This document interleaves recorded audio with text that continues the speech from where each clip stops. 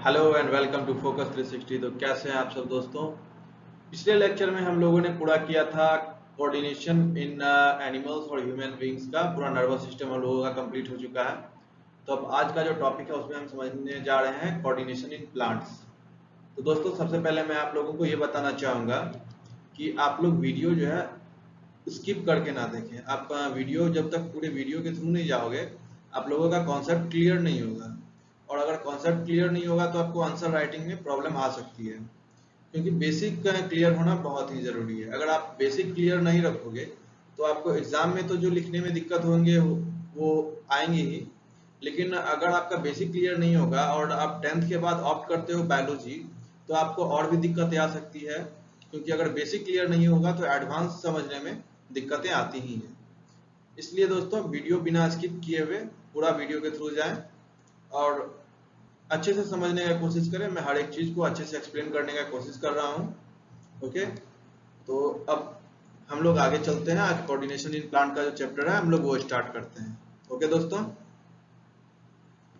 तो कोऑर्डिनेशन जो होता है इसका दो मोड होता है, एक नर्वस मोड होता है, एक केमिकल मोड होता है। तो नर्वस मोड जो है वो हम लोगों ने पढ़ लिया है। ओके दोस्तों, तो नर्वस मोड किन में होता है, एनिमल्स और ह्यूमंस जिनमें भी नर्वस सिस्टम पाया जाता है तो उनमें होगा नर्वस मोड का कोऑर्डिनेशन, और जिनमें केमिकल मोड ऑफ कोऑर्डिनेशन पाया जाता है उसमें हार्मोन्स जो है कोऑर्डिनेशन के लिए रेस्पॉन्सिबल होता है। तो अब केमिकल्स के द्वारा कोऑर्डिनेशन कैसे होता है, जब कहीं नर्वस सिस्टम, जैसे प्लांट्स में नर्वस सिस्टम नहीं है, और प्लांट्स में अगर नर्वस सिस्टम नहीं है तो इसका मतलब ये तो नहीं है कि वो अपना कोऑर्डिनेशन नहीं करेगा, क्योंकि लिविंग बींग्स तो वो भी है। तो लिविंग बींग्स प्लांट है और उसे कोऑर्डिनेशन भी करना है और उसमें नर्वस सिस्टम नहीं है। तो प्लांट्स जो है हार्मोन प्लांट्स का जो होता है वो सीक्रेट होता है, और हार्मोन सीक्रेट होने के बाद हार्मोन्स में जो केमिकल्स होता है वो कोऑर्डिनेशन में मदद करता है। तो प्लांट्स में कोऑर्डिनेशन किस मोड में होता है, केमिकल मोड में। ये आप लोगों को ध्यान में रखना है। ओके, आफ्टर दैट प्लांट्स का जो हार्मोन्स होता है वो कौन कौन सा होता है, ऑक्सिन्स होता है, जिब्रेलिन्स होता है, साइटोसिनिन्स होता है, और एब्सिसिक एसिड जिसे कि एपीए कह सकते हैं हम, और इथिलीन होता है। केमिस्ट्री में भी आप ये पढ़ोगे फंक्शनल ग्रुप में। Okay, then after that auxins क्या होता है, ऑक्सिन्स जो होता है ये बहुत सारे प्लांट्स के प्रोसेस में भाग लेता है। ठीक है, इसका मेन काम जो होता है ये एपिकल डोमिनेंस को प्रमोट करता है। एपिकल डोमिनेंस क्या हुआ दोस्तों, एपिकल डोमिनेंस होता है कि जब आप कोई भी प्लांट को देखोगे दोस्तों तो उसका जो मेन स्टेम होता है वो ज़्यादा मोटा होता है, ज़्यादा मजबूत होता है। आफ्टर दैट बाकी जो ब्रांचेस होते हैं उसके वो उतना मजबूत नहीं होता है जितना स्टेम होता है, और प्लांट जो खड़ा होता है तो वो स्टेम के बदौलत ही खड़ा रह पाता है स्ट्रेट। ओके, तो प्लांट का जो स्टेम होता है वो डोमिनेंट होता है प्लांट के बाकी भागों से, तो इसी को कहेंगे हम एपिकल डोमिनेंस। और ये जो है मॉलिक्यूलर रिएक्शन में पार्टिसिपेट करता है, फिर अफेक्ट करता है सॉल्यूट जो घुलनशील पदार्थ है उसे इंक्रीज करके ऑस्मोटिक प्रेशर को अफेक्ट करता है। आफ्टर दैट एंजाइम एक्शन जो है उसको इफेक्ट करता है, न्यूक्लिक एसिड का जो एक्टिविटी जो होता है उसे भी अफेक्ट करता है ऑक्सीजन, और रेस्पिरेशन की जो दर होती है उसमें तीव्रता लाता है, और रूट का फॉर्मेशन में भी मदद करता है। और जो इनहिबिशन होता है, क्या इनहिबिशन मीन्स क्या हुआ कि देखिए होता क्या है ना, जब आप देखते होंगे फ्रूट और लीफ जो है, पत्ते जो हैं पेड़ से वो अलग होकर नीचे गिर जाते हैं, या फिर फल अगर पक गया तो फिर एक समय के बाद जो है वो अलग होकर नीचे गिर जाता है। ओके, तो सेब जब पेड़ से टूट कर नीचे गिरा था तभी न्यूटन साहब ने खोज किया था अपना लॉ का, और उन्होंने अपना लॉ दिया, न्यूटन्स लॉ जिसे कहते हैं हम। तो ये भी बस इसीलिए हुआ था क्योंकि फ्रूट का एब्सिजन होता है, फ्रूट जो अलगाव होता है, फ्रूट या लीफ का जो अलगाव होता है उसी के कारण वो गिरता है, और इसमें कौन मदद करता है, oxygens. Okay, after that gibberellins है दोस्तों। जिब्रेलिन्स क्या होता है, ये एक ऐसा हार्मोन है जिसे कि हम प्लांट का ग्रोथ हार्मोन्स के रूप में जानते हैं।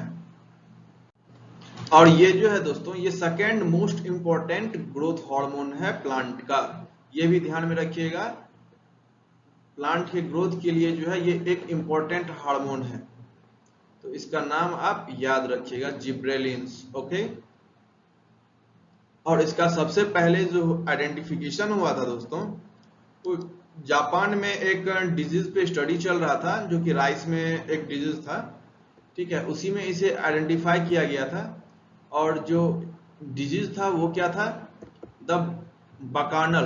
बकानल मतलब क्या, फुलिश सीडिंग। फुलिश सीडिंग का है, जब किसान अपने खेत में धान लगाते थे तो उसमें जो उसका जो सीड आता था उसके अंदर कुछ नहीं रहता था, बस वो फूल बना देता था, उसके अंदर कोई सीड नहीं रहता था। ओके, तो डिजीज जो इसके द्वारा पाया जाता है उसे कहते हैं Gibberella fujikuroi. Okay, after that I had already explained about what gibberellins is, and after that I am explaining about the cytokinins। अब cytokinins क्या होता है दोस्तों, साइटोकिनिन्स का काम होता है कि ये प्लांट का वैसा हार्मोन है जो कि सेल डिवीजन में मदद करता है। सबसे पहले ये क्या करता है, सेल के ग्रोथ में इन्वॉल्व होता है। सेल का जब ग्रोथ हो जाता है इसके बाद फिर उसको सेल का बंटवारा करके उसे डिफ्रेंशिएट कर देता है, और ये एपिकल डोमिनेंस जो मैंने अभी बताया आपको उसमें भी भाग लेता है, और auxiliary bird and leaf sensation ये सब में भी भाग लेता है। ओके,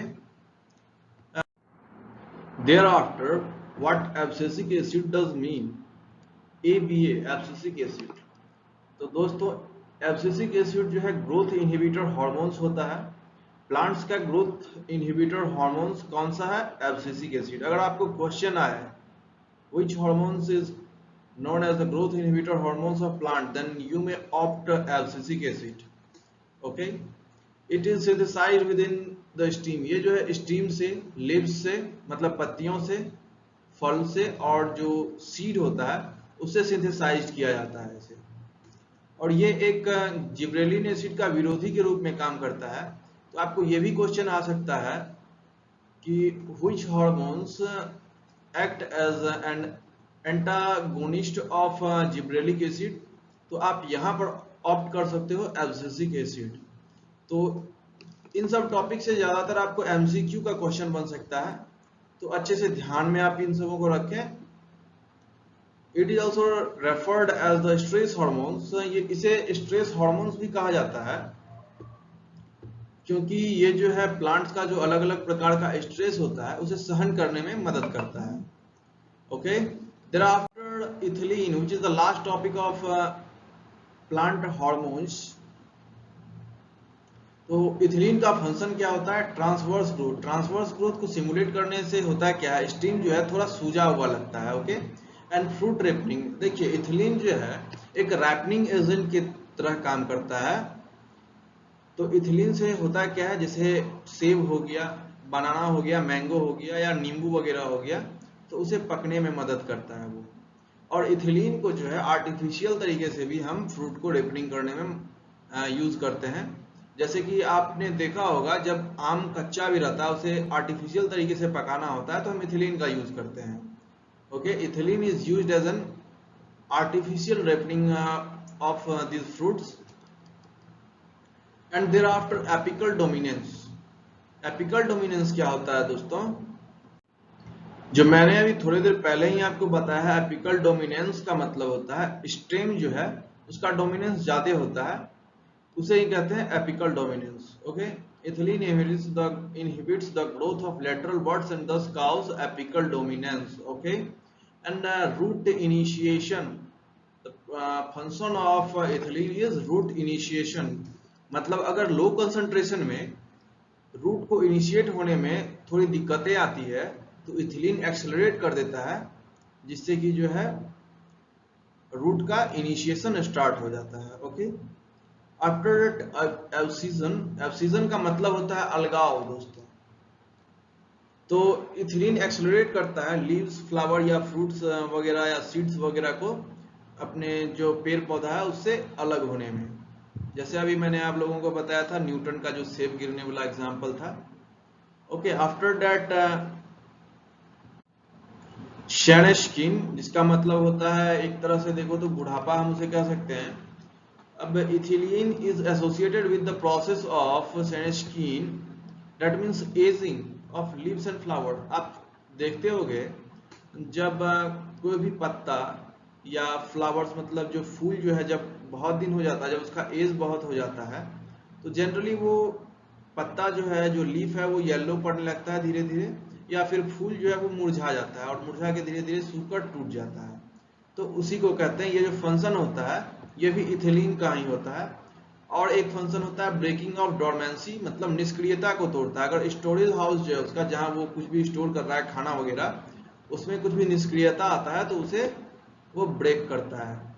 ओके, तो ये पूरा था आज का जो प्लांट का हम लोगों ने, कोऑर्डिनेशन इन प्लांट का जो टॉपिक हम लोगों ने चूज किया था आज का लेक्चर में, मैंने पूरे अच्छे तरीके से समझा दिया आप लोगों को। तो आप लोगों को अगर एक बार में समझ नहीं आए तो आप वीडियो को बार बार देखें, इससे आप लोगों को अच्छे से समझ में आ जाएगा। और जहां कहीं भी कोई भी डाउट वगैरह आए तो आप कमेंट में मुझसे पूछ सकते हैं, मैं हमेशा आपके कमेंट को प्रायोरिटी की तरह लूंगा और उसका रिप्लाई करूंगा। ओके, या मैं अपना जीमेल आईडी प्रोवाइड कर देता हूं, आप मुझे मेरे जीमेल पर भी मेल कर सकते हैं अगर कोई भी प्रॉब्लम आती है तो। ओके, तो तब तक के लिए दीजिए मुझे आज्ञा, मिलते हैं नेक्स्ट लेक्चर में। धन्यवाद दोस्तों। Okay, thank you, take care दोस्तों।